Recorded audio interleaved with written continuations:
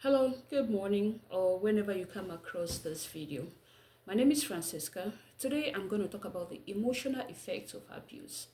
The emotional effects of abuse. Please, if you have not watched my previous video, kindly go back and watch that video. In that video, I talked about reasons why survivors stay in abusive relationship for long. Why survivors stay in abusive relationship for long. All right, so let's talk about the emotional effects of abuse. And I'm sorry, I'm going to be going back and forth because I have them written down on my computer just so I don't miss any one of them. All right, so it is important to know that survivors do carry invisible wounds even after the abuse has ended, right? Survivors do carry invisible wounds even after the abuse has ended. So the first emotional effect I want to talk about is low self-esteem. What is low self-esteem? With low self-esteem, you have feelings of worthlessness or feelings of not being good enough. Maybe because of the way you were treated in that relationship or because of some of the things that you were told. I will use myself as an example. It's been 2 years I love my abuser. However, I still have or still struggle with low self-esteem because of some of the things that I was told, because of the way that I was treated.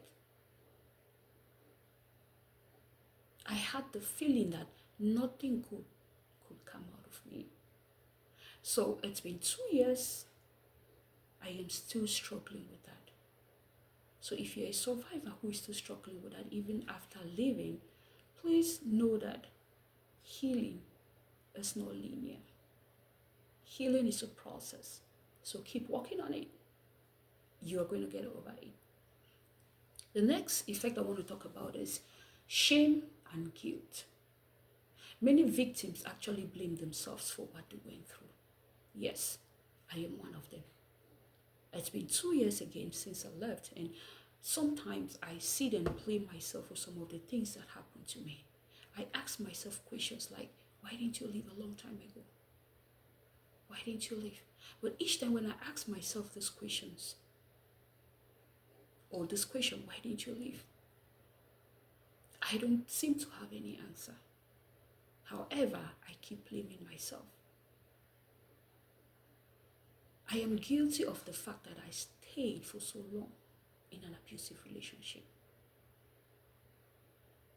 I am guilty. And I am ashamed of the fact that I got married. However, I could not stay in marriage. I feel like some part or one part of me at times when I think about it feels like I disappointed my family, I disappointed the society. This is not a belief, right? So shame and guilt actually plays a big role. Yes, it does. Even after leaving, you have this feelings of shame, guilt, blaming yourself. I was the cause, I was the reason.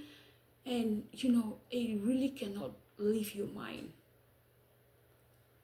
Another emotional effect I want to talk about is depression. Yes, depression. Survivors may feel deep sadness, hopelessness, loss of motivation, or emotional numbness. Again, I'll always use myself as an example because I am speaking as a survivor, right? With depression, years ago when I was still in the abusive relationship, I started having symptoms of depression. I did not know it was depression. But these symptoms kept on coming, and I was worried. And for some reason, I went on the computer and I just typed some of the symptoms that I kept on having. And I was like, okay, it looks like I'm depressed. But I did not want to conclude. So I decided to seek therapy. I saw therapy. I was diagnosed with depression. I started therapy. However, therapy was not helping. Therapy was not helping, even though I did not attend the recommended sessions of therapy. I left. And when I reflect back now, I have a feeling that therapy did not work or did not help me at that time because I was still in a relationship. So there was just no way it could help me. So I left. After leaving, the symptoms did not disappear. I kept on having them. And then when I left, a year after I left that relationship, because I still had the symptoms, I went back to therapy. And this time, I saw some improvement. I mean, one thing I want to let you all know is that therapy is not going to, just wipe out the fact that you've been abused for years, right? However, it gives you tips on how to, help yourself, especially when you start having those flashbacks of how you were treated in that relationship. So, and depression is a big thing. So, if you're out there and you're a survivor and you're having symptoms of depression, please take care of yourself. Seek therapy. Seek therapy. Depression can kill. Seek therapy. All right. Another emotional effect that I want to talk about is emotional withdrawal.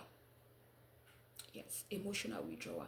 Some survivors isolate themselves, avoid social situations, or suppress their emotions to protect themselves. That is true. Emotional withdrawal. You withdraw from people, from your community, from family, from friends, for reasons you cannot even explain. So emotional withdrawal is a big thing. And if you're a survivor out there who is still trying to connect, I would encourage you. It's not easy, however, you've taken a bold step. So try to reconnect with families, with friends, those people you had abandoned, with the community, right? That is going to help you. That is what I'm trying to do right now. It's been 2 years since I left. I am still trying to reconnect to friends, families, to the community. So please try to do that. It will boost your morale. Another one is PTSD, post-traumatic stress. Some survivors experience flashbacks, nightmares, intrusive memories, or strong emotional reactions to reminders of the abuse. That is true. I'll use myself as an example because, again, I'm speaking as a survivor. There's something called flashbacks, right?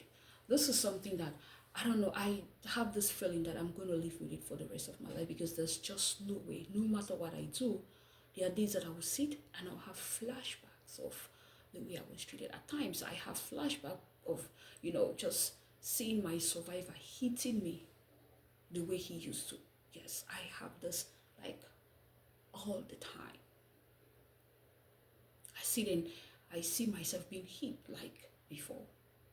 And it is really, really disturbing. When I have these flashbacks, my whole day is ruined. I have to struggle to come out of that mood because when I have these flashbacks, it weakens me. I feel like crying. Emotional buzzing. I start blaming myself like, okay, this was happening to you. Why didn't you leave the very first time it happened? Right? Why didn't you leave the very first time it happened? So I feel like flashback is something that as a survivor, I'm going to live with it for the rest of my time, for the rest of my life, I'm sorry. However, I have ways of suppressing it. I don't know if it works for you, but most often when I have these flashbacks, if I'm home, I just, turn on either my phone, my TV, go to YouTube and play on any gospel music, and it helps. It helps me a whole lot to overcome those thoughts whenever they come. It helps me a whole lot. So maybe if you love gospel music and you are a survivor and you have any episode of flashback, just listen to music or do something that you like to do just to kind of like take your mind off from it. All right. Another effect that I want to talk about is confusion and self-doubt, right? Self-doubt. At times, survivors, right, we tend to, question our reality, judgment, or even memories. Gaslighting and manipulation can make survivors question their reality, judgment, and memories. That is true. Especially, In fact, let me use myself as an example. I was manipulated for so long. And with that manipulation, there were days that I would question myself, like, are you real? What is happening? I would question myself, like, are you real? What is happening? I will always question myself, question my reality, doubted my existence even. Yes, it actually happened to me. I doubted my reality at one point, doubted myself at one point. Yes. Let me talk about,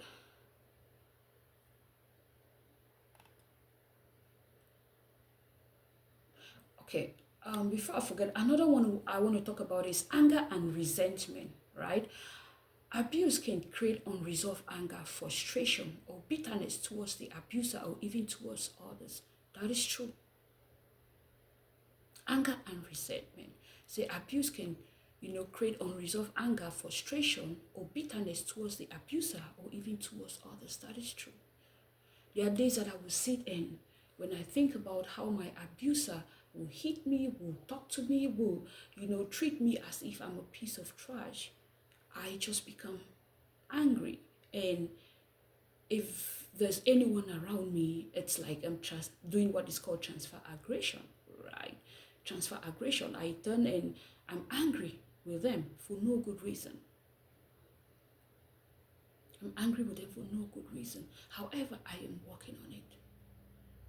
I am working on it because you don't want to do transfer aggression, right? You don't want to treat your loved ones or people around you uh, um, in a bad way because someone else treated you badly or bad. You don't want to do that. So yes, I am working on that so that it doesn't affect my loved ones or those around me, because you have to keep loved ones around you in order to walk through this healing process. You need to be around people who love you and people that you love, right? Let me see if there's any that I'm missing.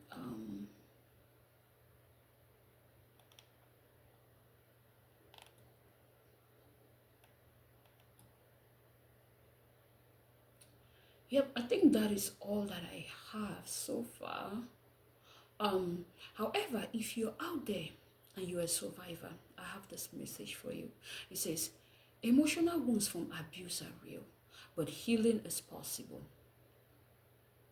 Healing is possible. With support, self-compassion, and time, survivors can rebuild their confidence, rediscover their voice, and reclaim their lives. Healing is possible. So if you're a survivor out there, I want you to note that healing is possible. Healing is possible.